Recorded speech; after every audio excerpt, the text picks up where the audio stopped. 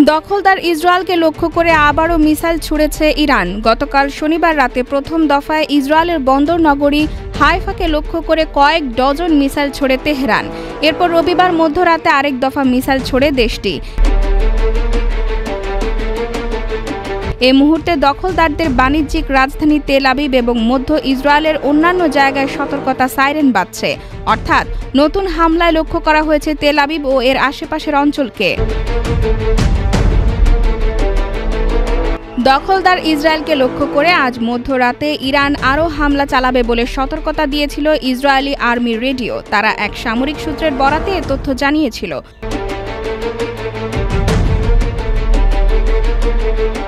সূত্রটি বলেছিল, তাদের কাছে থাকা গোয়েন্দা তথ্য অনুযায়ী আজ রাতে ইরান আরও হামলার প্রস্তুতি নিচ্ছে।